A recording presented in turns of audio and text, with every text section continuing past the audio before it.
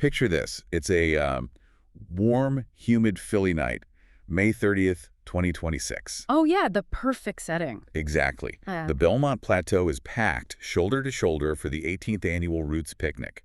The crowd is just buzzing, looking up at the stage, waiting for the headliner. Just massive anticipation. And then the music simply stops. The crowd goes completely silent.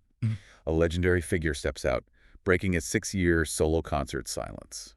Which is an eternity in the music industry. Right. And he's sporting a brand new flowing afro, no beat drops, no backing track, just 4 minutes of pure a cappella destruction. Oh, man. The cameras flashed, the crowd froze. And just like that, Hollywood had a new obsession. Welcome to Starscope Report. Join Jordan and Jamie as they uncover Hollywood drama, music industry shakeups, and viral influencer scandals. From red carpet surprises to social media controversies, we dive deep into the stories behind the fame. Okay, let's unpack this, because today's deep dive investigates an absolute pop culture earthquake. Yeah, that is not an understatement. It really isn't. The headline that literally set the internet on fire over the weekend reads, Jay-Z just dissed Kanye, Drake, and Nicki Minaj in one freestyle. Nobody is safe. Nobody at all. So our mission for you today is to pull this entirely apart. We are going to look at the historical context, the hidden meanings behind the bars, and the massive fallout. And we've got a lot of sources for this, right? Oh, tons. Yeah. We're using music reviews, Reddit threads, and even academic analyses. Because this wasn't just a concert. This was a statement. It absolutely was a statement. But, to really understand the impact of those 4 minutes on that stage, you have to look at the sheer whiplash of the lead up. Right. The timing is crazy. It really is, because just days before this Roots picnic performance, Jay-Z was playing a completely different character in the media. I'm so glad you brought that up, because the contrast is staggering. I mean, just last week, Jay-Z publicly condemned rap beefs in GQ magazine. Yeah, totally playing the elder statesman. Exactly. In an interview with Preezy Brown, he was in full, mature billionaire mode. He was talking about the Drake versus Kendrick Lamar feud, and he said that rap battles are, quote, taking us a couple steps back. Which is rich coming from him. Right. He actually argued that beef shouldn't involve people's kids and questioned if battling even needs to be part of the culture anymore. He was actively positioning himself above the fray, like completely removed from it. He even used that same GQ interview to address the rumors surrounding the 2025 Super Bowl halftime show. Oh, yeah, the Kendrick choice. Yeah, people were circulating this wild theory that Jay-Z choosing Kendrick Lamar was a massive Rock Nation conspiracy designed specifically to humiliate Drake. Right. And Jay-Z just brushed it off. He laughed and said, "What's that got to do with me? I'm Thinghoff." Which is such a classic, untouchable response. But meanwhile, Drake wasn't letting the narrative go. No, of course not. On his recent track called Janice STFU, Drake fired direct shots. He explicitly told Jay-Z, the jig is up.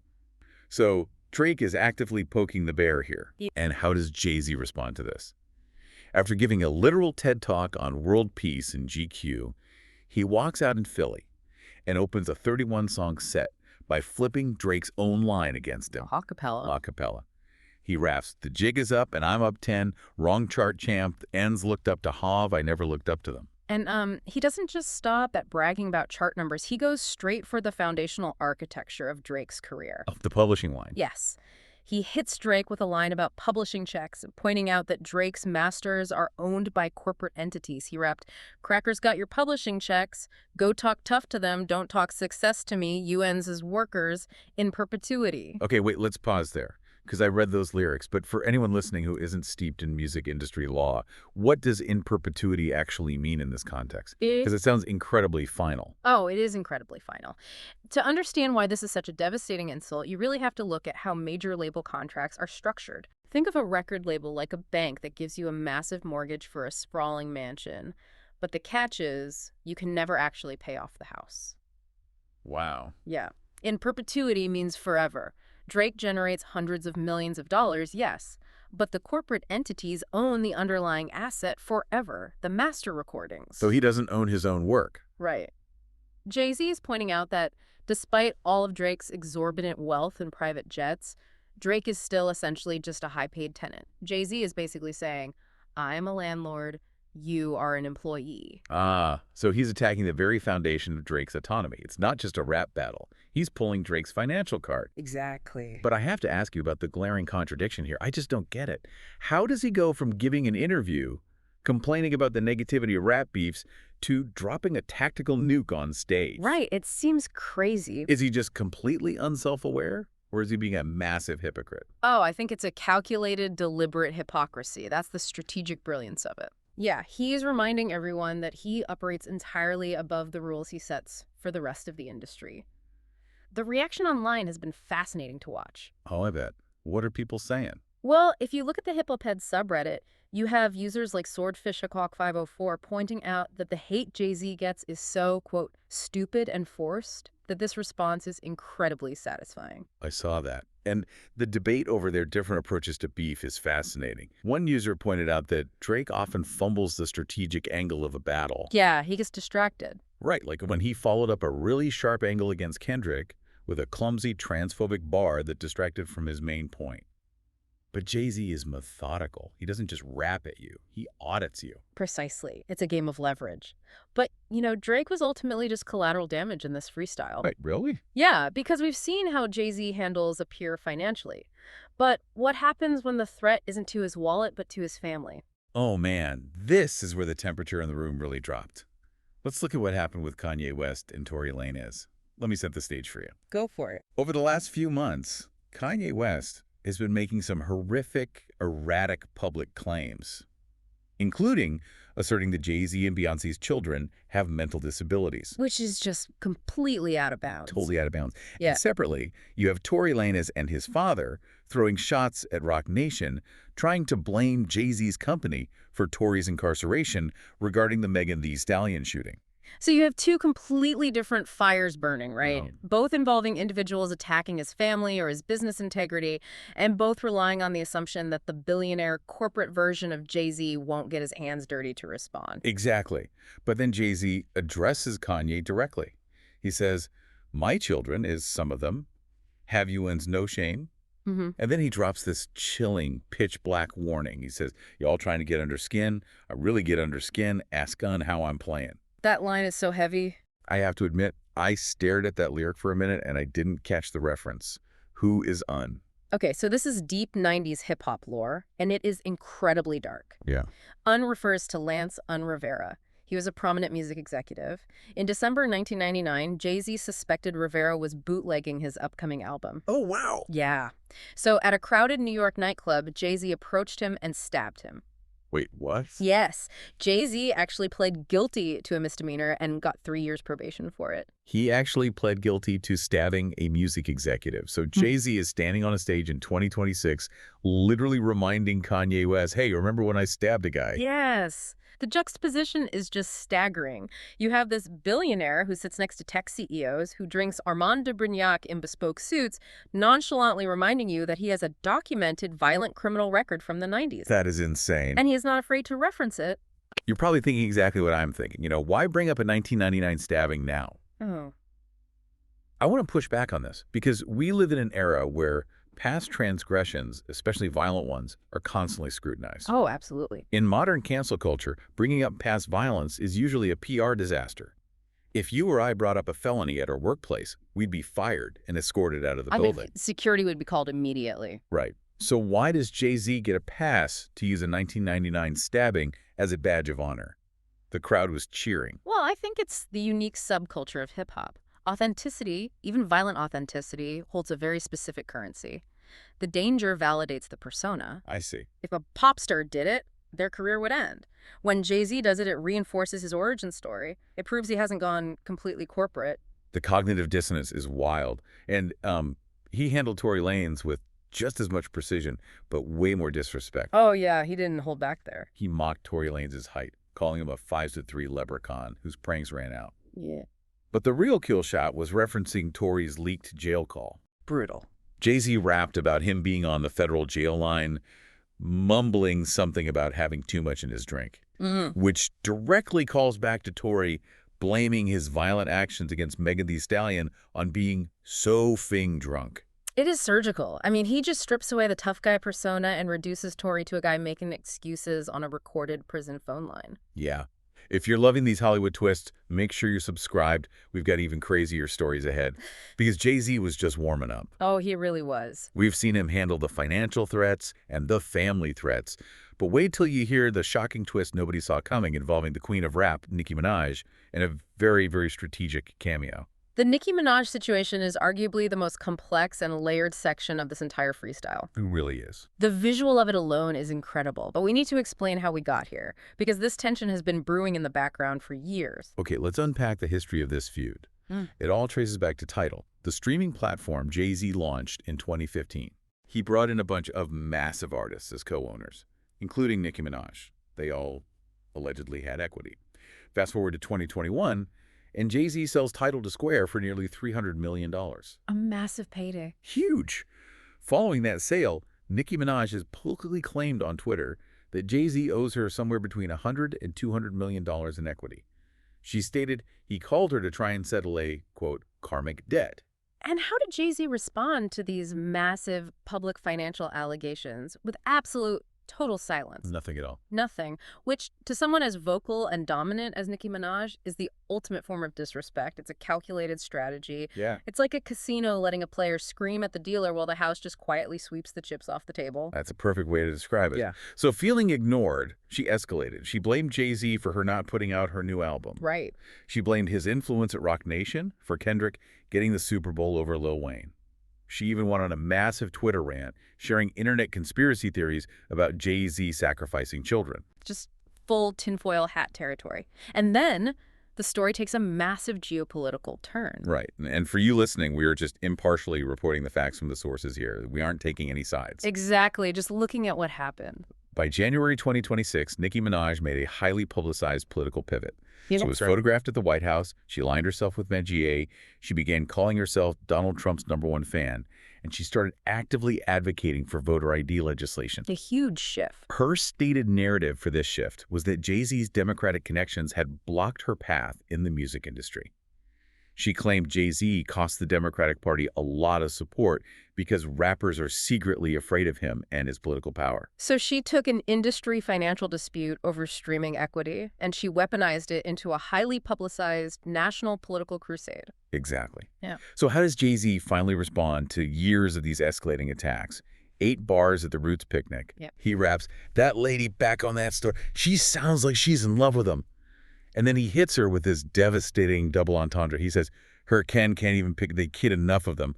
What is the hidden meaning there? This Ken line is just brutal. Ken means kin, as in her brother, who is currently behind bars. Right. But it is also a direct, unmistakable reference to Kenneth Petty, her husband. The sources point out that Kenneth is a registered ex-offender, which legally restricts him from being around certain environments and children. Oh, wow. Yeah, Jay-Z bypassed the music industry arguments entirely and went straight for the deepest family trauma. And he finishes the Nicki section with a political dismissal. He raps, "A rapper can't be my op. I got MAGA Republicans. Them shots came from the very top of the government. Good luck with them." He is completely minimizing her. He's essentially saying, I am battling entire branches of government. You are just a rapper. You are not on my level. But then comes the master stroke, the absolute petty icing on the cake. Yeah. The second those bars ended, Jay-Z brings a special guest out on stage. And it's Meek Mill. I absolutely lose it every time I think about the psychology of this moment. It is the pinnacle of silent, devastating warfare. For those who might not know the history, Meek Mill is Nicki Minaj's very famous ex-boyfriend. It's very famous. They dated for years, and their breakup was incredibly messy in public. Jay-Z brings him out to perform his iconic track, Dreams and Nightmares, right after dismantling her. Yeah. But help me understand the magnitude of this. Why is bringing Meek Mill out here such a checkmate move?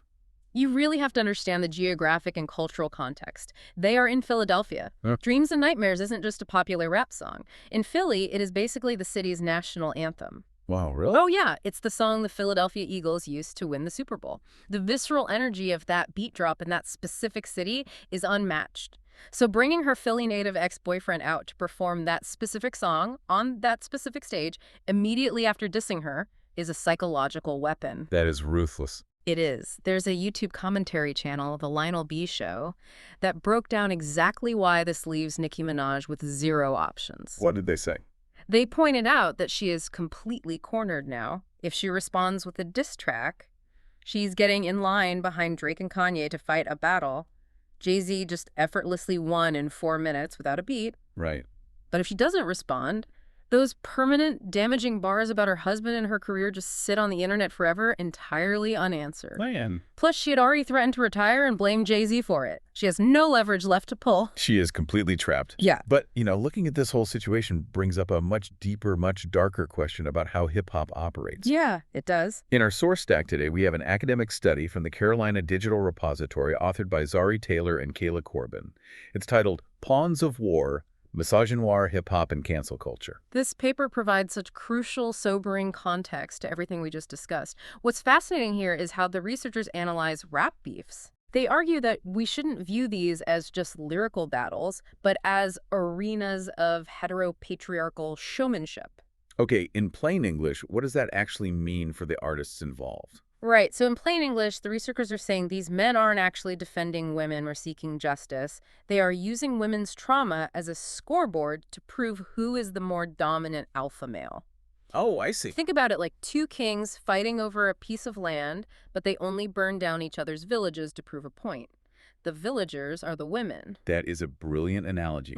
The study looks closely at how Drake and Kendrick Lamar threw horrific accusations of domestic violence and grooming at each other. But the women involved in those accusations were just treated as collateral damage. They were objects used to score points in a men's sport. So applying that to this Roots Picnic freestyle, when Jay-Z brings up Kenneth Petty's record, or when he brings up Tory Lanez shooting Megan Thee Stallion, I have to ask you, is Jay-Z genuinely calling out toxic behavior to protect women, or is he just utilizing the exact same toxic tactics that this culture thrives on? If we connect this to the bigger picture, it's undeniably the latter. I mean, Jay-Z isn't bringing up Megan Thee Stallion because he's launching a heartfelt campaign for women's safety in the music industry. Right. He's bringing it up specifically to emasculate Tory Lanez. He brings up Kenneth Petty to humiliate and silence Nicki Minaj. The academic paper points out that this is purely a game of dominance. Yeah. Women are, as the title states, pawns of war. It's a high... Stay tuned and hit that subscribe button so you don't miss what's coming next as we wrap up this massive pop culture moment. Because we absolutely have to talk about the timing of all this. None of this happened in a vacuum. Right. We are approaching the end of our deep dive, and I want to leave you with a final provocative thought. Let's travel back in time for a second. Hey, let's do it. According to hip-hop historians and Wikipedia, in the year 2001, Jay-Z dropped one of the most legendary diss tracks of all time. Right. It was called Takeover. An absolute classic. He used it to absolutely dismantle Nas and Prodigy of Mobb Deep. He sampled The Doors, and he famously put up embarrassing childhood photos of Prodigy on the massive screen at Summer Jam. It wasn't just a song, it was an event. It escalated one of the biggest rivalries in music history and permanently cemented Jay-Z's status as a cultural force. Exactly. Now, flash forward to this weekend, May 2026, exactly 25 years after the Blueprint album, which featured that Takeover track, was released. Jay-Z is currently preparing to play a massive, highly anticipated 30th anniversary show for his debut album Reasonable Doubt, alongside a 25th anniversary show for the Blueprint at Yankee Stadium this July. So you're looking at the calendar. I am looking at the calendar. Yeah. And I'm looking at a billionaire businessman who famously doesn't do a single thing by accident. Very true. Was this Roots Picnic freestyle genuinely about defending his honor against Drake, Kanye, and Nicki? Or was this the most brilliantly calculated, ruthless marketing campaign in music history? Wow. He didn't just respond to critics, he generated a massive global media cycle a single month before trying to sell out Yankee Stadium multiple nights in a row. That's wild to think about. It's something for you to mull over. Is it genuine anger, or is it just the ultimate blueprint for business? You know, when it comes to Jay-Z, it's rarely just one or the other. It's the perfect synthesis of ego and enterprise. And that X-ray machine we were talking about earlier, the one that gives you a clean binary answer to whether someone is right or wrong, it doesn't work in Hollywood. And it definitely doesn't work in hip-hop. The lines between a genuine blood feud and a brilliant ticket-selling strategy are always going to be murky. Always. You've been listening to Starscope Report, where Jordan and Jamie uncover the stories shaping Hollywood, music, and pop culture. Thanks for tuning in, and don't forget to subscribe for more stories that keep the stars shining.